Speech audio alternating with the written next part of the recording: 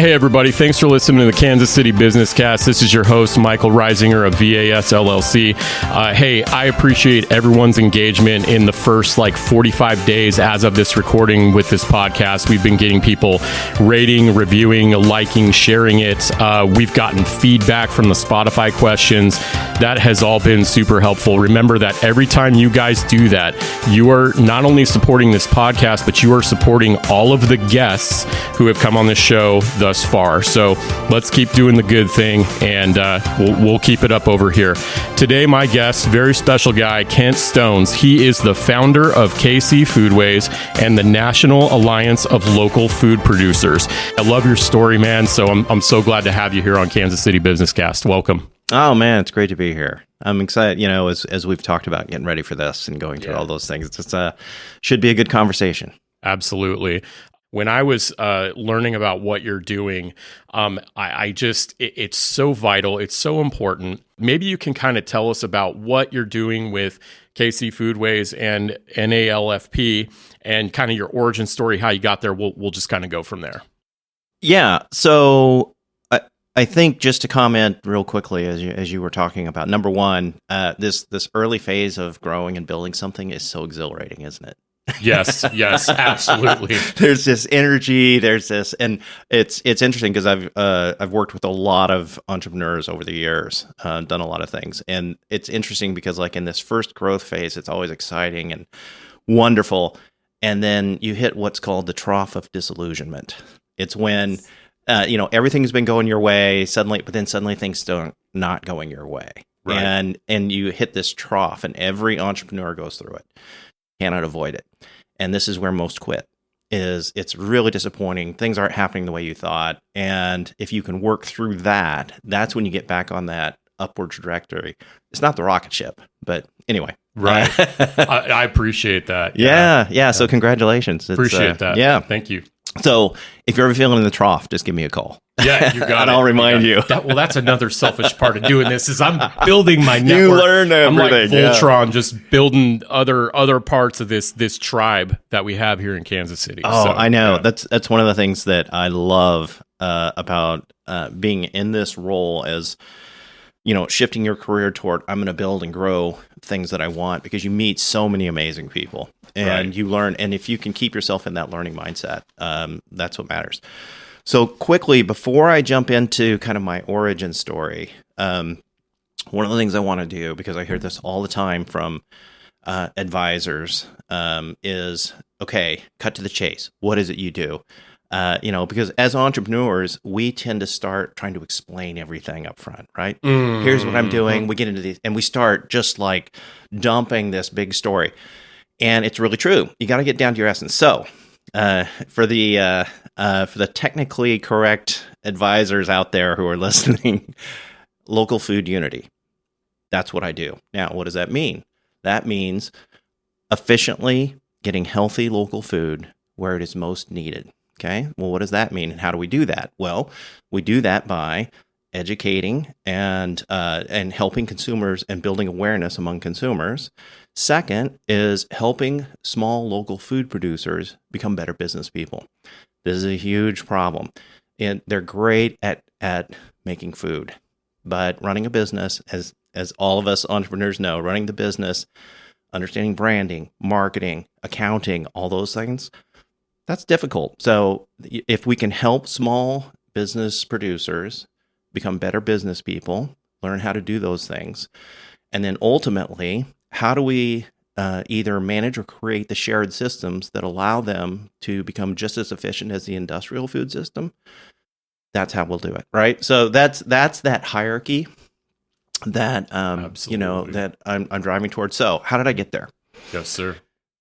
So I'm going to go back to, over the course of my career, worked for Fortune 500 companies, worked for myself, worked for advertising agencies, all the things, right? Checking them off the list, and was growing in my career, heading down that path. And, it was probably about late 2019. I was in that same mode that I think many people can connect with. I was burned out. I felt like I was just helping organizations sell things that people didn't need, right? So I was in that state, and my mom passed away just after, it was January 2nd, 2020. And she was a remarkable person because over the course of her life, their family shared a genetic heart condition, hypertrophic cardiomyopathy. It's genetic, and all of her brothers and sisters died of that, and the life expectancy is in your early 70s. My mom, at that age, started experiencing all the symptoms. And so she, being the stubborn and highly intelligent person that she was, she decided, well, I'm going to learn about this. And the context I have to provide about this, she did not own a computer. She would never own a smartphone. If her learning was ordering books, getting them delivered to the little farm town that she lived in Downey, Idaho. And she would read about all these things. And so she, before it was a trend, really went what's called the flexitarian path. Little meat, a couple of times a week, mostly plant-based. And the whole aspect of, movement every day, building strong relationships. It's funny, she had this list of 9 things that she needed to do every day. And it was things like that. Talk to somebody. One of them was sing or hum for 15 minutes, that kind of a thing. So she practiced these things. Did she build that herself? Yeah. Nope. So my role when she passed away, and I met my brother Mark there, and I had to go into her room and kind of clean things up. And to the side of her bed on this, and people who've grown up in a farmhouse, I didn't, but she and my dad did. A nightstand was a little piece of plywood nailed up on the wall. That was her nightstand. And on this nightstand was this long sheet of paper, and it had these 9 things written on it, and it was these 9 rules. I made a poster out of it and all that kind of stuff. Oh, that's amazing. It was that's beautiful. But she practiced these. And so here is a woman that her physician, she told me one time, her physician told her, you need to get your affairs in order. This is a chronic condition, and you likely have a couple of years left. And she ended up living till she was 95. Which is how many years beyond? 25 years beyond where any of her relatives, but the life expectancy of that condition is. So I give that. That's powerful, man. Yeah, I give that context as to why it was so meaningful to me. And when she passed away, I have the same genetic condition, and so she passed away, and it was it's just when you have that kind of existential crisis in your life. What am I doing? Why am I doing this? And that was the catalyst for me of just deciding I'm gonna quit my job. And I'm going to do something. It took a few months before I did that, but sure. I got to this point where I was like, you know what? I want to try and honor what she did, and I'm going to bring a couple of these foods that she created for her, that made her life convenient. I'm going to bring them to the world, see what happens. And so she made this hot cereal every morning. It was for her. It was about 8 grains, 3 seeds. She made it every single morning. She ate it almost every single morning. And us boys always jokingly called it the gruel. And that's what you ate when you went to visit my mom. Picturing the old cartoons with the kids and the gruel, like this sad beige porridge. Might I have another? That's right. Yeah. And, we laughed and called it that. But I'll tell you, when you ate it, you were full. And after being there a week, you just felt better. And so I decided that was going to be the flagship product that I was going to start with. Oh. Now, what I wanted to do, now at the same time, I was just really focused on this whole movement toward local, and for a lot of reasons. Yes, and so I thought, okay, how could I build a small food company that starts to focus on and show and be a proof of concept that a local company can be just as efficient and can deliver products in a unique way that allows it to be profitable at a local basis. And so based on the whole concept of microproduction, process flow, all of those things, and using the technology that we have today to be able to deliver things. I constructed this small little company to, we decided to go ahead and make the product ahead of time, freeze it, not use preservatives. And so it had to stay frozen. We had to deliver it. And we were able to do all of those things very efficiently. And it was against a lot of the conventional thinking. Oh, you can't, small companies can't home deliver. That's not efficient. So not to stop you, but just to give you a window into the resistance that I experienced in my brain, because I'm trying to visualize it. And again, this is based off of how I think food is produced in your home. And then there's this huge dichotomy, there's this huge gap, this binary equation of like it's either home or it's in a factory. Yeah. So you were able to deliver it, you're able to make it, so your operation, how did you do that? Yeah, so basically, and this is where I feel so blessed to have had the experiences that I have had, in working for large organizations and understanding manufacturing processes and all these things. There was no reason why you couldn't take those same principles and those same workflows and just apply them on a micro level. And this is where, the technology and the infrastructure that we have allows us to do this today. This is why it's so exciting for a small business person, is that you have access to the exact same tools that any large organization does. Now, they don't like you to know that, and they're not happy that you know that. That's one of the reasons why we're doing this podcast too, because we want to get those secrets, closely held, hoarded, wisdom bombs, whatever you want to call them. We want to get them out there. So So you applied that to a micro. Absolutely. But this is to my point earlier. As a small, I've got my grandma's salsa recipe, and it's amazing, and people love it, and all my friends love it, and people ask for it. So it's easy to start small, and you're in your kitchen, and you make 100 bottles. It takes you all weekend, and everyone buys it, right? You're like, oh my God, this is incredible. What happens? Let's say through some great fortune, you get an order for 1,000 bottles. Scale. Scale was the word I thought. Exactly. That's the problem. Suddenly, you can't do that, and you try. And this is what happens to a lot of small food makers. They try, and they think, well, I'll get everybody in, and we'll rally around it, and we'll get that 1,000. Okay, what happens on the next 1,000? And then what happens when it becomes 10,000, right? And that is the volume that if you're going to do this for a living, and this is what a lot of people don't realize too, that's the kind of volume you have to have. Right. You're not going to make a living, with 100 bottles of salsa every weekend, right? Now, I'm not criticizing that, because if that's a hobby for someone and that's what they love to do, that's awesome. That's really awesome. Right. But to get back to our point, you can apply all the same principles of workflow, understanding process, of setting your critical control points, of then running your business on. I'm not advocating Google, but they have a platform that I can run my business on Google, right? Right. With home delivery, there are so many amazing cloud-based services that give you the same capability that FedEx or any of these delivery services have, and then you just apply some good logic to, okay, how do I zone the city out? When do I deliver here? Set my hour, and it all can work really, really, really well.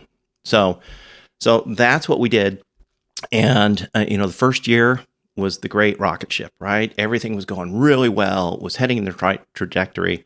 This little tiny thing called the pandemic hit. Yeah, 8 pound 6 ounce baby pandemic. Yeah. The company was it Dorothy's? What was So it was Dorothy's Power Foods. There we go. Yep. Yeah, I wanted to make sure we named it. Yeah, and to honor her, and then just that whole aspect of like these foods that she created were just like these super powerful foods. Right. And the challenge with the pandemic for so many small food companies was you're at the bottom of the supply chain. And so every supplier was fulfilling orders for large organizations first, and they were running out of ingredients, and your ingredient costs just went through the roof. as we know, having experienced when many of our favorite restaurants closed for a year, right? It's basic business fundamentals. You're looking at your supply chain, you're looking at all these different aspects of your business. And, we just kept trying to go in as long as we could, but it got to a point where we were self-funded, right? And so this is that classic case of we just ran out of capital. Mm. And I was not willing to borrow to keep going. I'm a little conservative in that way. Sure. And so we closed it down. And but I wasn't, I couldn't stop. Because the temptation is, well, I just need to go get back and get a job, and I just couldn't do that again. So I started thinking about, okay, so what are different paths that I could start to follow? And one of the aspects as I started thinking through of, okay, so what next? What am I going to do? And this is where, as an entrepreneur, I think it's really important that you not get too committed to any particular outcome. Because I want to tell every entrepreneur out there, most of you, where you start is not where you're going to end up. Mm. And this is that aspect of learning how to be able to not be attached to any single outcome, and being comfortable with, I'm going to use a term, I always hate buzzwords, but you're going to pivot. I know, heard that so much. But you have to adjust. And if you're so attached to, this is what I was going to do, and this is what I meant, and I'm a failure if I don't do that. No, you're not, because it wasn't meant to be. And so you just start making these adjustments, and you're going to make many of them. This is not a formal statistic, but I did read somewhere that most entrepreneurs go through 4 to 5 pivots before they find that, that's it. Sure. That's what I do. And that's really what happened with me. I would say, just in my own experience, I've been at this for like 5 months, and I think I've had 3. Yeah. But the magnitude and stuff varies. But yeah, definitely where I had a watershed moment where I said, I'm going to move. I thought it was going to be like this, but I need to change this. Yeah, and that ability to let go of that and to be open to, well, that didn't work. Oh well, what's next? What am I going to try next? Absolutely. And that might be, I'm going to return back to a very predictable income stream, all that kind of stuff. Or it might be, I'm going to try this and see what happens here. And there's if you ever get a chance to read the story of Chipotle, and actually there's a podcast on how I built this by Guy, I think it's Rizzo. But it's just look it up. It's a great story. And his whole thing was, and when you hear how he started Chipotle, the whole philosophy was, well, let's see how this unfolds.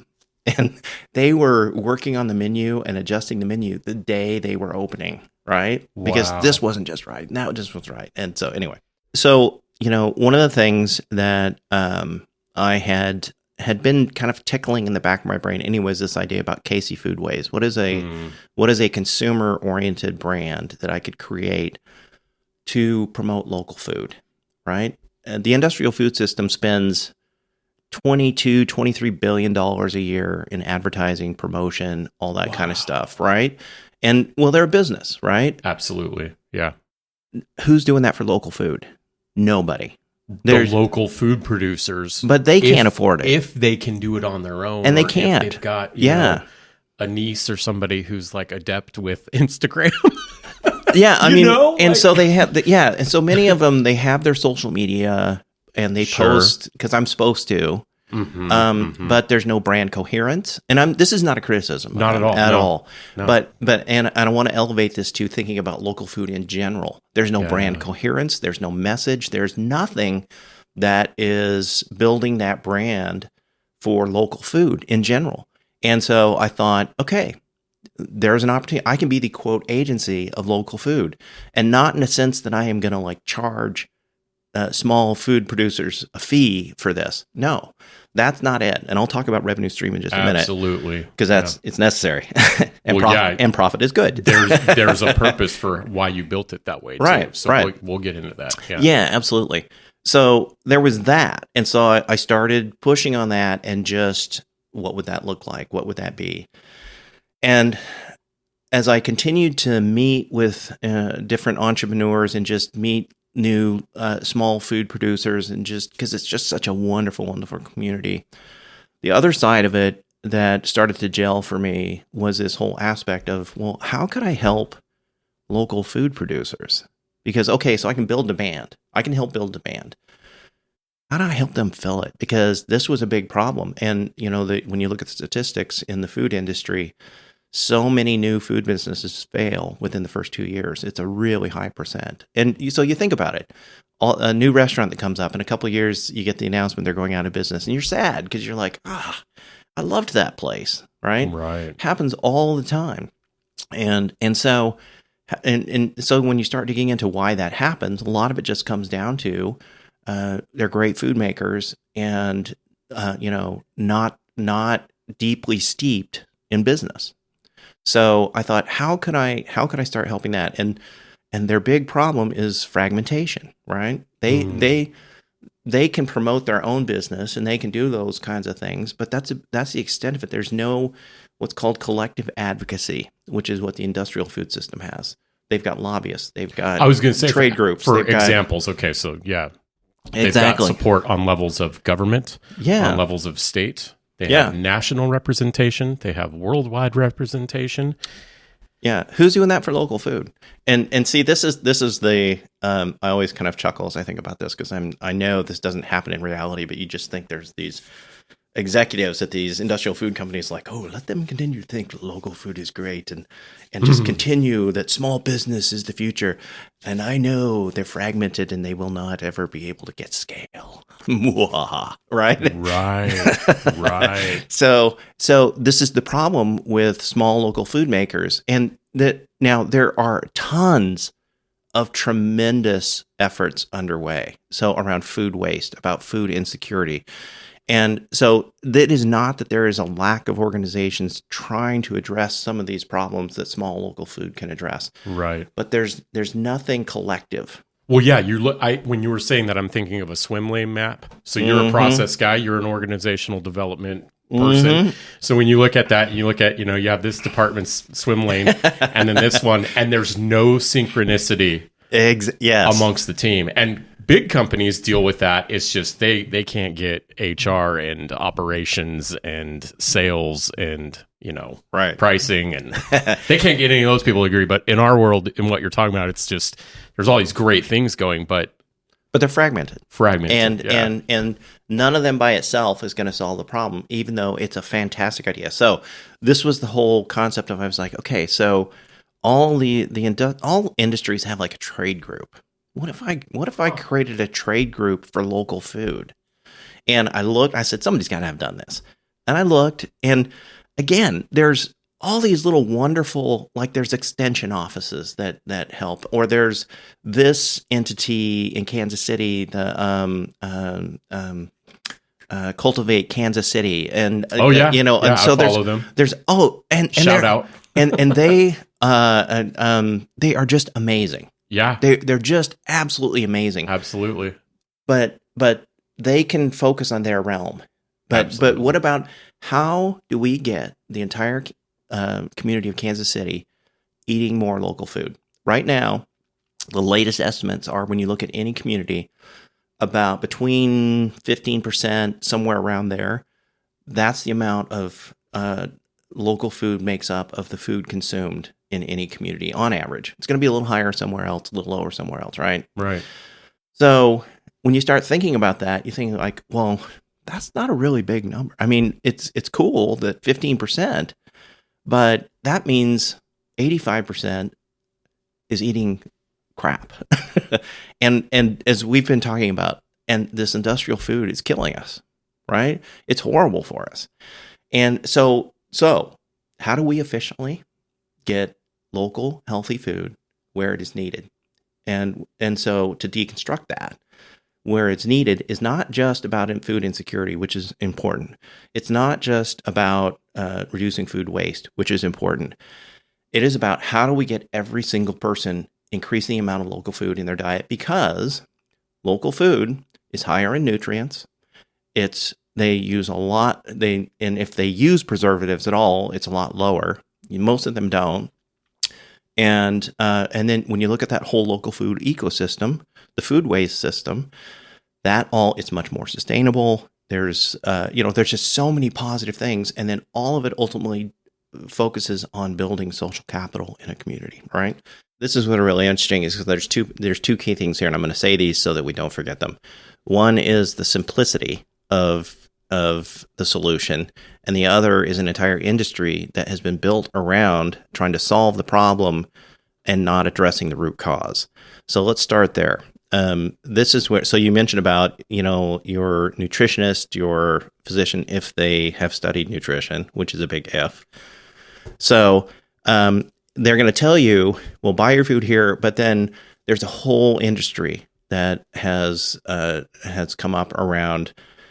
And I have this great supplement that if you take this supplement, it's going to counter the toxins that are in your system, or is this whole health and wellness industry, which I to me, so much of it is a business.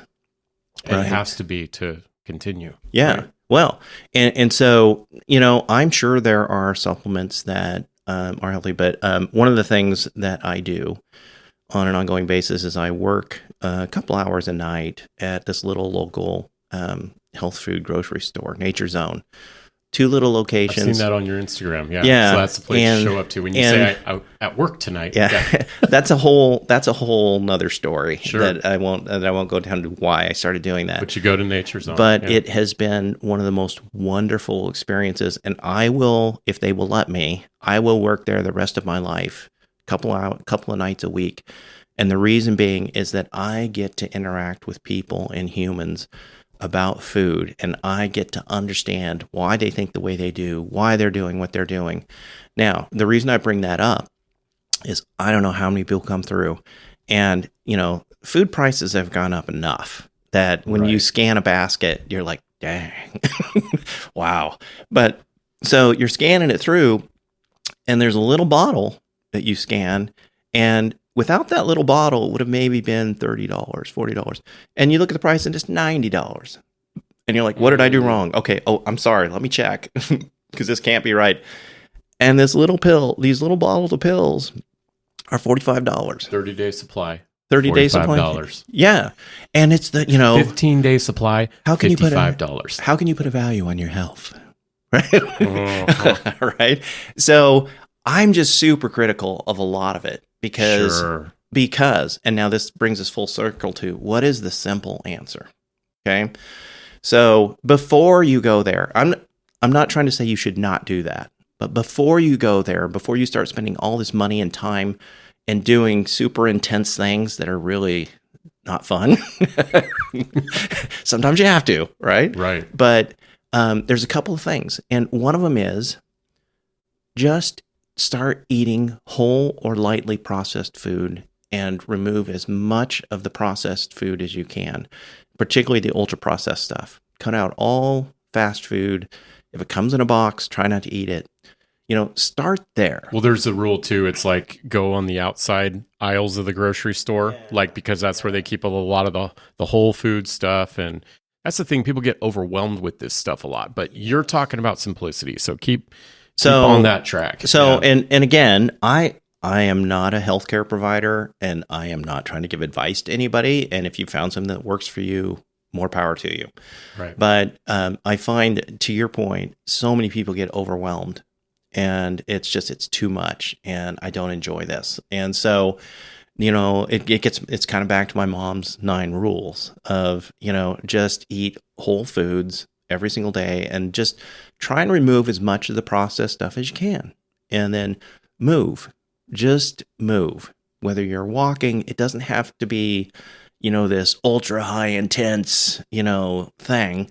Just walk, do yoga, just things like that, and build relationships, So if you start with those things, I think most of us would be really surprised at how our lives started to change. And all of that then benefits the communities where we live. So this long story comes back to beautiful. Why I decided to start this trade group for local food, the National Alliance of Local Food Producers. because its sole purpose is going to be helping these small food producers be able to stay viable and to help them thrive against the industrial food system so that more of their food can get into the community, that more of the community will start eating local food. And there was a study done in Detroit that showed that if you could increase the amount of local food that was consumed in Detroit by 20%, the economic impact, the business impact in terms of taxes paid and all that kind of stuff went up an amazing amount.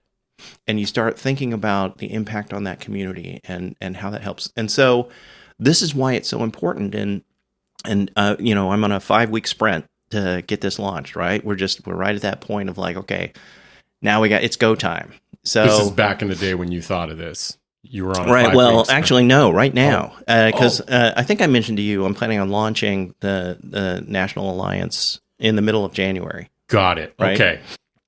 Great way to set the context there. Yeah. So you're looking. That's what you're looking to launch. Okay.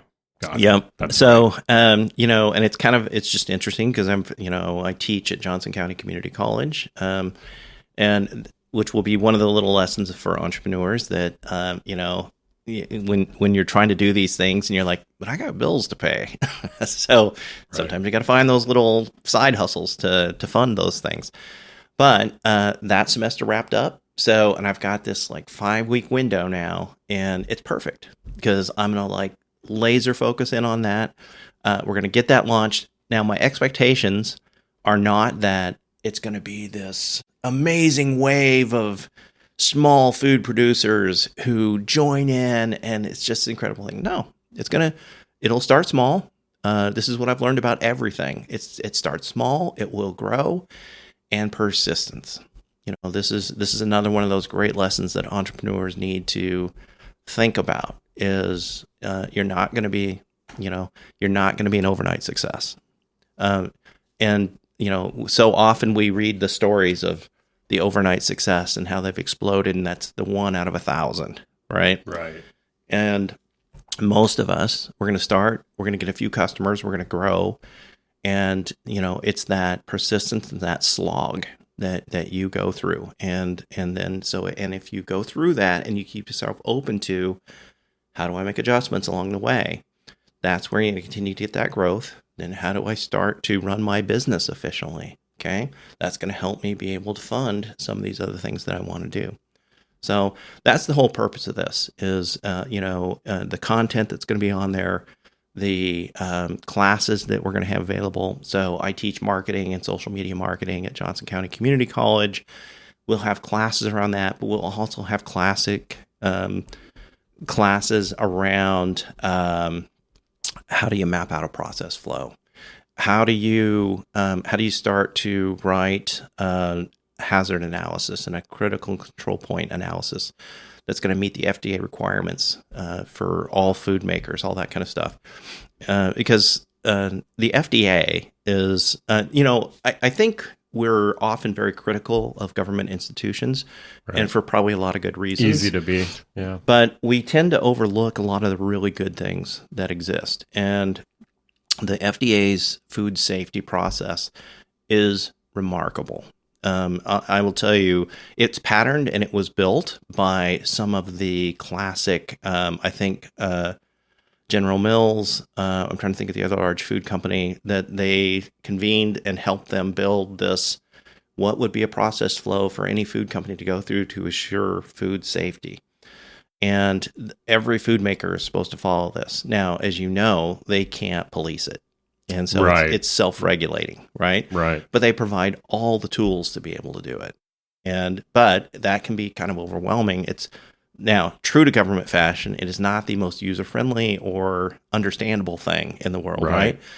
So this is what we can help small food businesses do as well. And when you say we, you're talking NALFP, which is the alliance that's Yes. launching in January, but also through KC Foodways. This is something, obviously, when you go on mission Right. with food producers and food creators, or preparers. I'm sorry. I'm just trying to make sure we flesh that all out. Yeah. Yeah. So KC Foodways is the consumer facing piece of that brand. Got it. The National Alliance is the food producer facing side of that brand. Got it. And then the umbrella of all that, I don't exactly know what that is, because the third leg of the stool is the systems that need to be developed. And I realized that you can't do it all at one time. So Right. we're going to start with these two, and then when those grow, and then becomes the critical point, because you got to get cash flow, right? You got to be able to fund these things. And so there's two things I wanted to talk about here with regard to this and the questions I get. Sure. Well, why aren't you a nonprofit, right? Because if you're a nonprofit, that means you're doing it for good, all right? Okay, I have an answer for that. And then how do you start getting cash flow? And how do you make sure that cash flow is the kind of cash flow that's not going to take you down the path of the industrial food system? More, profit, right? So number one, why am I not a nonprofit? Because I don't believe profit is evil. And I think, now, I have nothing against nonprofits, I just listened to a panel of them talk not too long ago, and they were all talking about, did you realize as a nonprofit, we can sell things and we can earn revenue? And, now the key is it all has to go back into the organization. And that's true. But it kind of makes me smile, because so you want to be a business, but it's just all going to be nonprofit, right? And that's fine. That's perfectly fine. I don't believe profit is evil. Now, I believe greed is evil, right? So how can you build an organization? How can you earn a profit that's reasonable and that is fair? And that's my whole intent. Now, how I'm going to do that is that every revenue stream from any of these businesses is not earned by charging fees or getting people to buy something. It is taking a tiny piece of transactions, so that the only reason that you earn revenue is if people are using it, right? Got it. If you are providing value. So I'm earning it through the value I'm providing. Yep. So that's the ultimate. KC Foodways, as a consumer-facing brand, will not have a revenue stream. So I'm not going to sell anything through that, right? It's all going to be education, awareness. That's all going to be funded through the National Alliance side of it, which is going to be a small subscription fee. So we're going to charge $5 a month for a small food producer to belong to this, or they'll get a slight discount if they pay a year in advance, that kind of model. Sure. So there's that side of it. And that will start driving cash flow and revenue. And the only way it will earn cash flow is if we're providing relevant, useful material and we get more subscribers. That starts to fund everything. And then the big kahuna is, when we build these systems, and we may not build it. We may find somebody's already created this, and it's like, how can we help support that? But the key is in those systems, that's where you start to, so one of the aspects of it is, when you're a small food producer, one of the big areas that's a big hit on your top line revenue are credit card fees, right? People, which are what? Yeah, this is 3 to 4%. Yeah, yeah. A lot of businesses in Kansas City, they're talking about this right now. Auto gratuity. Yeah, I've seen a couple of folks that I know. Yeah, talk so about that. Yeah, the credit card fees are unreal, man. Well, and this drives me crazy, because one of the things that you're starting to see is businesses are now starting to add a transaction fee onto the top of it. And this is the mistake the airline industries have made, is when they start charging you a fee for every little thing. You want me to hold your bag? That's going to be $5. You want me to do this? You want an extra bag? And then which used to be totally cool. Yeah, but now what it's extra. What does Southwest do? They just bundle it all into the price of their ticket. They are not charging you for handling your baggage. They just bundle it into the price, and that's why I love their model. Right. I mean, and this is where I think a lot of small food makers should think about, just raise your price 3 to 4%. Then don't show that, because you're just showing I'm adding something on to the price of what you, and then I'm going to ask you for a tip, right? Right. So that gets to a whole. So this is one of the things that we will teach and talk about is pricing strategies, right? How do you do this stuff? And that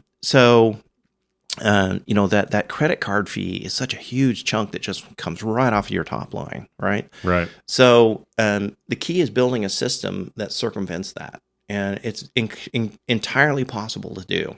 How? So by and these systems currently exist, and this is a whole direction. There's a lot of innovation going on in this area right now.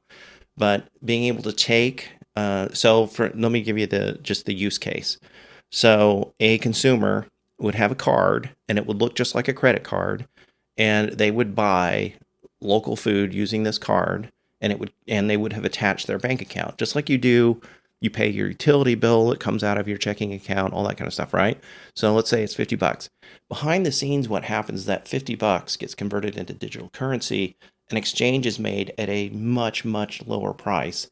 It gets reconverted back into cash for the vendor, and that transaction is completed. From the vendor and the consumer side, there's no different. They don't see anything different. It's all the infrastructure that works underneath it, right? Right. So you can do that at a fraction of the cost. And that's where, as the facilitator of that system, you can just take a small fraction of that as your quote fee. It's a much lower cost for everybody, and that's where your revenue stream starts to come in. Now, it only works if it's useful and if people are using it, right? Right. So that's my whole mantra. What's the mantra? Well, my mantra is I'm going to earn revenue only if people use things, only if people find value. Right. I'm not going, I'm very jaded about the advertising industry. Sorry, all of my advertising friends, but they're just trying to sell things that people don't need. Mm. And, sometimes you're fortunate working in the advertising industry. You're working on a product or a service that actually has humankind's good interests at heart. Right. Most of it's not. It's just, how can we sell more of this? And I just don't want to be part of that. Right. It's what the industrial food system does. How can I get you to buy another burger? How can I get you to buy more food?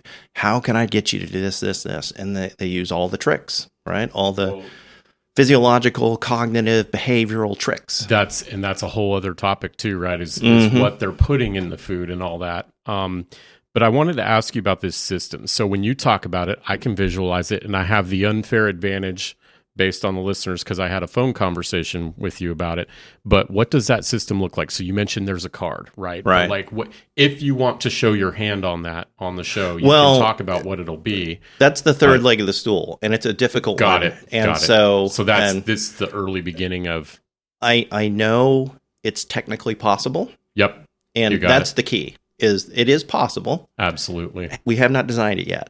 So the proof of concept is going to be, if I can show that I can grow local food and I can build demand and I can help local food producers be better, that's going to give me permission to do that. That's right. Okay. That makes sense. Yeah.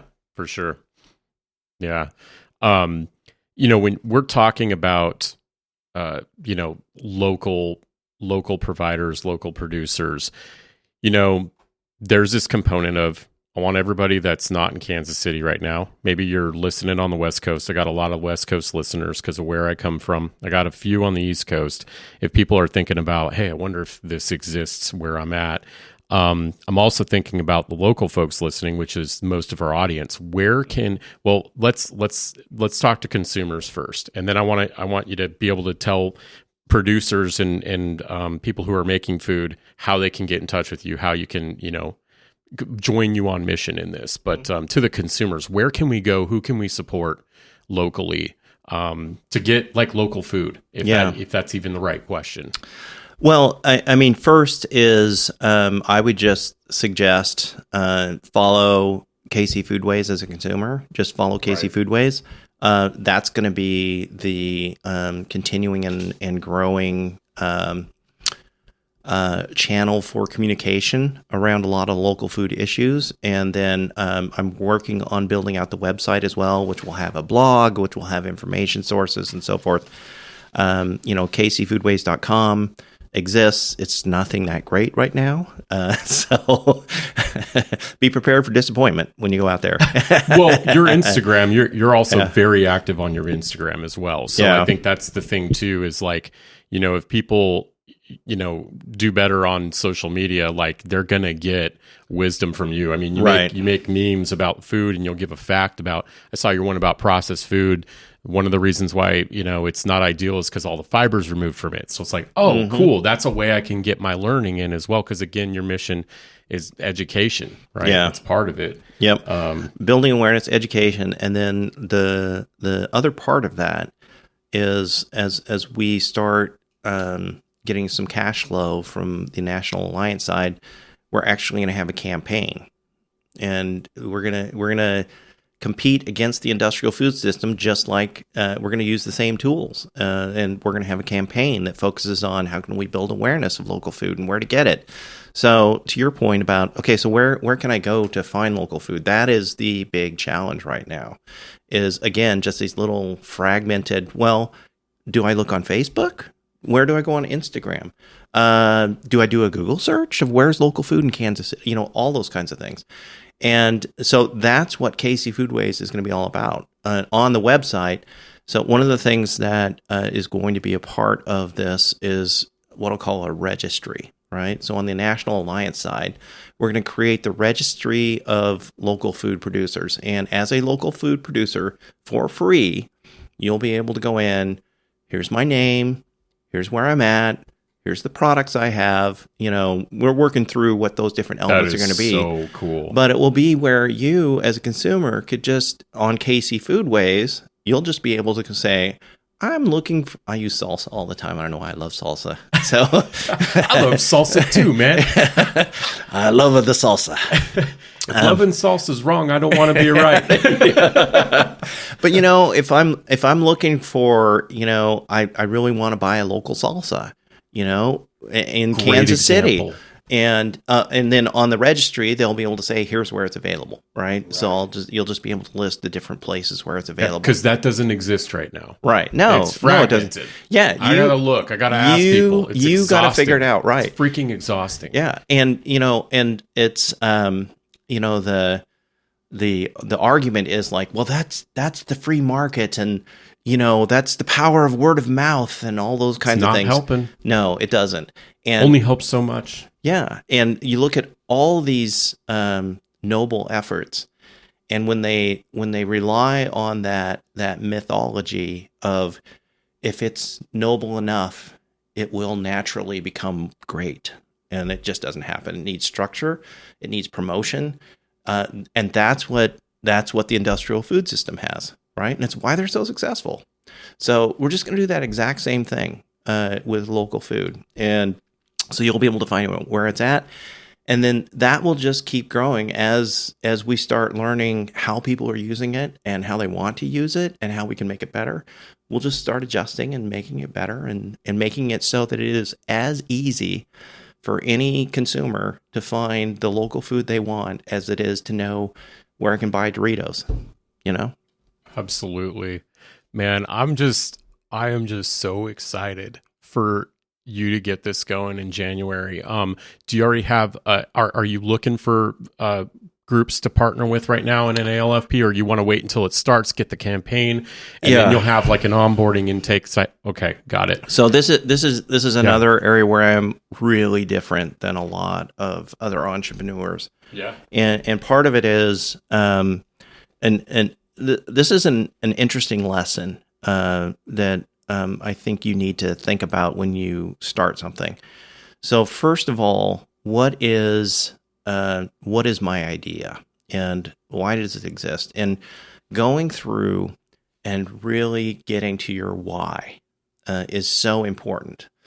And there's a couple of reasons. And if your why is, I want to make a lot of money, then I can't help you. And more power to you. And it's a competitive world because that's what so many people are focused on. But if you're and if your why is that's when I would suggest go to every networking group, talk to as many people as you possibly can, blah, blah, blah, blah, blah, because they're going to help you be able to do that. All right. That's not my focus. If your why though is I'm solving this problem that's somehow going to improve the life of humans, that's where I can help you. And your focus needs to become on how am I going to do that?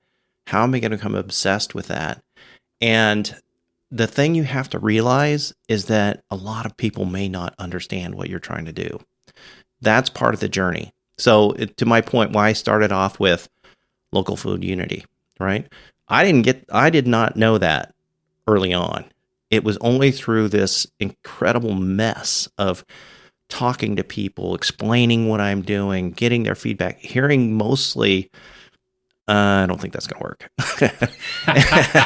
And you start testing why do they think that doesn't work? And you start realizing that so many people are caught up in the existing way things are.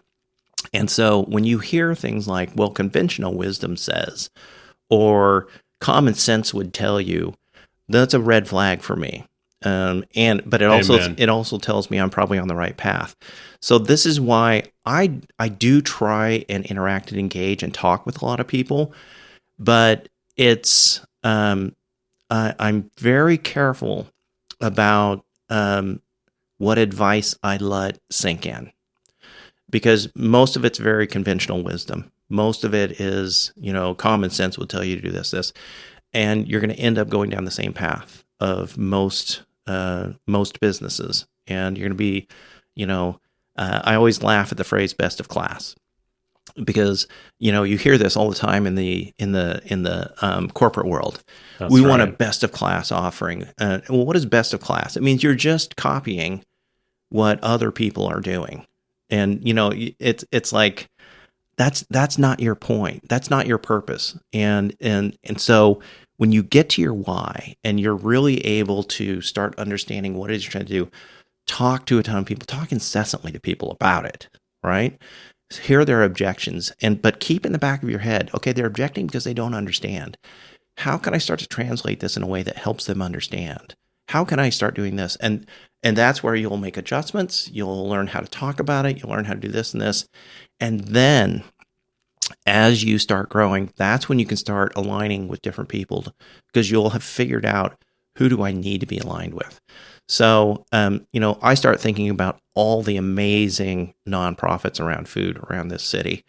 And they're like Pete's Garden is one I just discovered yesterday. Pete's Garden? And I can already tell they're really sweet people, because I commented on my Instagram, and they were so grateful. They said, "Thank you so much for talking about us."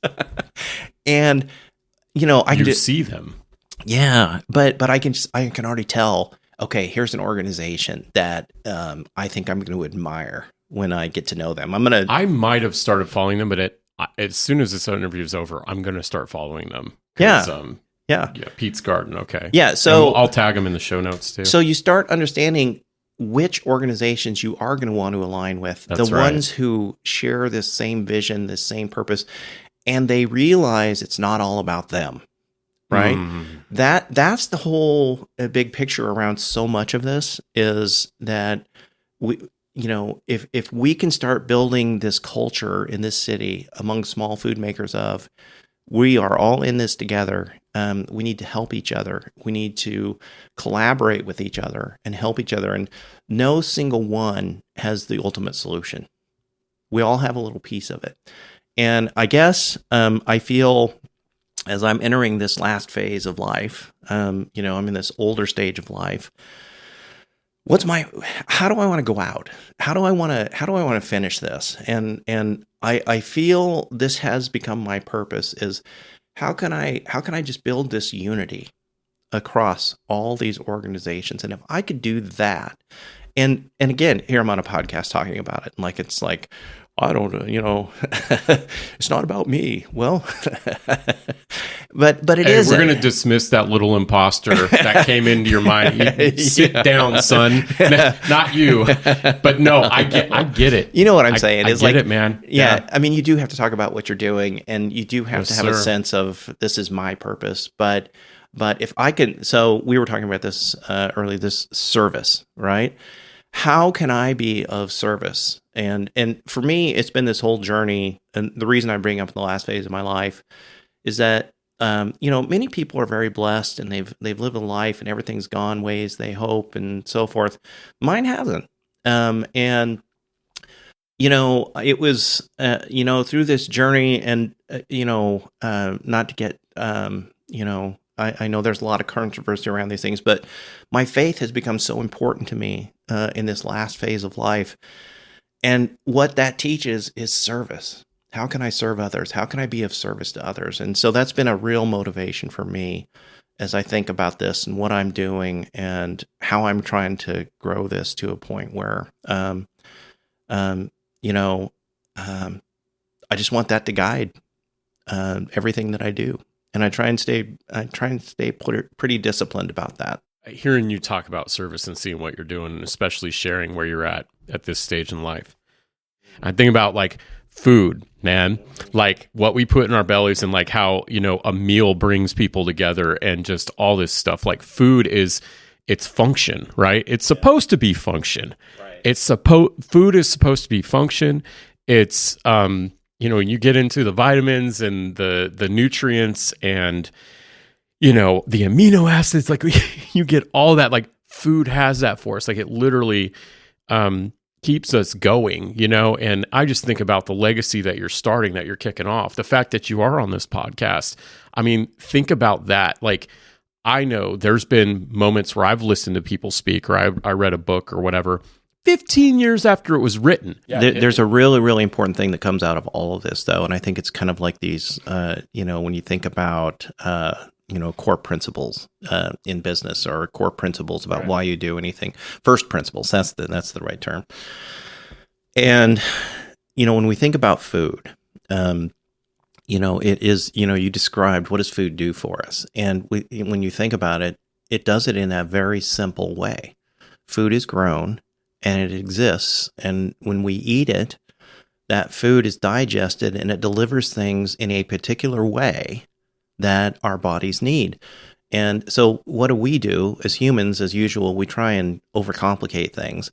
Well, if there's that vitamin in that food, if I take more of that vitamin, that's better.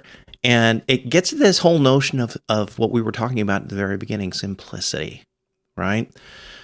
This is why just eating whole food or lightly processed food is probably one of the best things that you can do, is that your body is going to digest it in a way that God intended it to, right? Nature intended it to. And so this is kind of what's driving everything, is how can we get more people starting in Kansas City, and then if it works here, we're going to go to another city, and then we're going to go to another city until every city has this kind of collaboration in place. But how can we just get people eating more food like that? Because if they do that, it will start to improve things. And it will be remarkable what happens from that simple thing. What happens when people start eating more local food, not just from a nutritional aspect or a health aspect, but from a community aspect. When you start thinking about the relationships that are going to grow stronger because people know who's making their food. You start thinking about the economic impact of the jobs that people will have working for a local food producer, who will tend to pay better and will tend to take care of their people better than the industrial food system. All of these, and then just like we talked about, the social capital, the relationships that we have in a community that nourish us, not just from a health, but from a community aspect. I just marvel at that. And to your point, I hope the legacy becomes that this thing just becomes itself, and that someday we're looking back and the industrial food system has been shaking its fist at us. Why did you exist? Right. And that it's just that people are able to find and eat this wonderful food that nourishes us, right? And if we can just do that, so many other things are going to take care of themselves. Well, we know we can do better, and when we do better on a local level, you talked about the fish shaking from industrial food complex, right? I mean, ultimately, that's going to have to force change with them as well. And that's the other thing. I don't think a lot of people think about that when, movements grow, and I call it guerrilla information, like guerrilla warfare, almost like guerrilla business, like something that happens on a local level. It's it's taught, it's caught, all that, and you talked about the social capital and there's the awareness, and everybody knows, like, when you see, two of your friends changing up their diet and going, it's a lot easier for you to do that. Yeah. And there's some guests that I plan to have on in the future that talk about that within the context of relationships and, even with, in marriages and with kids and, all that. But, this would ultimately make everything better. And you starting with the simplicity concept, starting at the local level, again, that's something that then, can grow, and, people can see what people are doing in other parts of the world. And, that happens all the time too. Yeah. You, on the subject of legacy too, and this is, one of the things I want to make sure that we talked about, but maybe you did, you talked about, other people coming into this, or even if you find out somebody's doing this and they can do it in a new way. I guess you already addressed that. You said, is there somebody that we can partner with? Yeah. So you're looking big picture. This is bigger than you.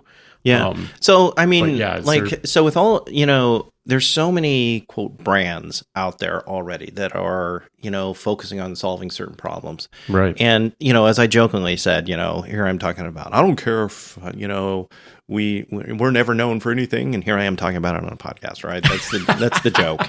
That's life, man. But if we can help any of these entities get better, become more efficient, and we can help them behind the scenes, that's all that matters. It really is all that matters. Now, we got to figure out a revenue stream from it. And as I mentioned, this is a for-profit entity, right? So we have to earn the right to be able to have that revenue stream, but it doesn't matter how we do it. It is not, if we were never a public-facing aspect at all, doesn't matter. The whole key is driving that value, and the ultimate metric is what % of food is being consumed in the city of Kansas City, which is another whole area that measurement. Right.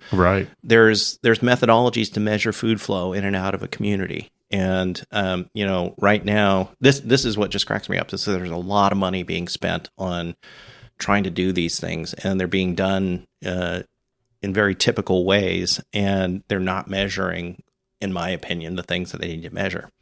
And ultimately, we've got to measure what's coming in, what's going out, and where are the bottlenecks. And then how do we address that? So I'm actually there is a plan that's being presented this week, and I'm going to go listen, because they got a grant from the USDA, and it's about the regional food shed, and it'll be interesting to hear what they're planning on doing. Because it's been under a little secrecy, because they're building their plan and all that kind of stuff. Sure. But I may discover they're doing things, and it's like, all right, cool, that's solved.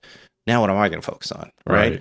And I think at the end of the day, no matter what, part of it is always going to have to be, how do we build awareness and knowledge among consumers? Absolutely. That's just going to have to continue to be. I think that's going to continue to be, because nobody's doing that. And then how can we help local food makers? How can we? And so many people focus on helping the farmer, which should. And as the shift towards regenerative agriculture is taking place, and teaching farmers how to do that, and the growers, and all that's really good. But my thing from my experience was, nobody's helping the small maker who's bringing it all together, who's making food, who's trying to create these things. Or what about the local distributors or the local processors? Nobody's helping them, right? Absolutely. So that may be where we end up focusing in on. I don't know. We'll see. We'll fine-tune it as we move ahead. I love it. Well, we're going to have to definitely check in, keep on, seeing how things are going with KC Foodways. And then you've got the launch of NALFP coming up. I'm starting memorizing that acronym. So, we'll use this show again. I mean, if there's an update you want to get out there in 2024, we can have you on again. But Kent, it was so good having you here today. Oh man, this is great. I'm grateful that you were willing to listen to me ramble on. So absolutely. All right, everybody. Thank you so much for listening to KCBC. Again, appreciate all your support. We will put Kent's information all throughout the show notes. Again, share this episode, especially as you local KC food producers. Let's get the word out, get this awareness out. Thank you, guys.